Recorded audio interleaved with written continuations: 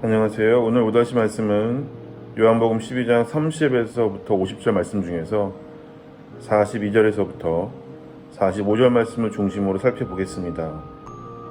그러나 관리 중에도 그를 믿는 자가 많되 바리새인들 때문에 드러나게 말하지 못하니 이는 출교를 당할까 두려워함이라. 그들은 사람의 영광을 하나님의 영광보다 더 사랑하였더라. 예수께서 이르시되 나를 믿는 자는 나를 믿는 것이 아니요 나를 보내신 이를 믿는 것이며 나를 보는 자는 나를 보내신 이를 보는 것입니다. 사람들이 예수님께 자꾸 묻습니다. 왜 자꾸 당신은 메시아라고 우깁니까? 분명히 메시아는 영원하다고 예언되어 있는데 당신은 지금 죽으러 간다고 하니 어찌 당신이 메시아라고 할 수 있겠습니까? 그들의 비난 섞인 호소가 이해되기도 합니다.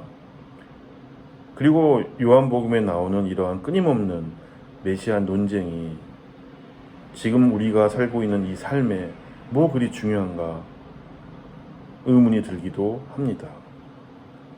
그런데 이스라엘을 구원할 메시아 예수님께서 죽으셔야 한다는 이 운명은 사실 우리의 삶과 매우 긴밀하게 연결되어 있습니다. 우리는 삶에서 고통받고 여전히 힘들어하고 있기 때문입니다. 메시아는 영광과 부와 권력과 힘을 가지고 나타나 우리를 구원해야 한다는 이 메시아 소망은 사실 우리 안에 있는 사람의 영광을 투영한 것입니다. 힘없는 메시아는 우리들에게 필요가 없다는 것이죠. 사람의 영광이 우리 안에 욕망으로 깔려 있으면 죽으러 가야 하는 메시아는 믿을 수 없는, 믿을 필요가 없는 대상이 되어 버립니다.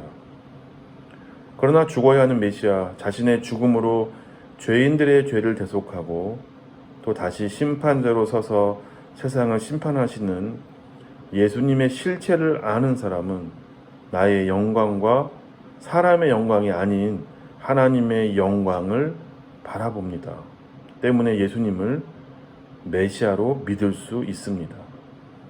기독교의 메시아는 사람의 영광을 위한 수단이 아니라 하나님의 영광을 위한 구원의 주체이십니다. 사람의 욕망과 인기와 기대가 아닌 하나님의 영광이 예수님의 관심이셨고 이러한 예수님의 관심은 오늘도 어려움과 고통 속에 살아가는 우리들의 삶의 솔루션이기도 합니다. 하나님의 영광이 우리의 목표가 되어야 합니다. 하나님의 영광이 우리의 유일한 관심이 될 때 우리 삶은 하나님의 사랑이라는 키워드로 제대로 해석되어질 수 있습니다. 정말 예수님께서 힘있는 메시아로 뭔가 제대로 보여주면 사람들이 믿을 것 같지만 그렇지 않습니다. 사람의 영광은 욕망이지만 하나님의 영광은 사랑입니다. 사람의 영광은 아담적 욕망, 바벨탑의 욕망이고 결국 사탄의 욕망입니다.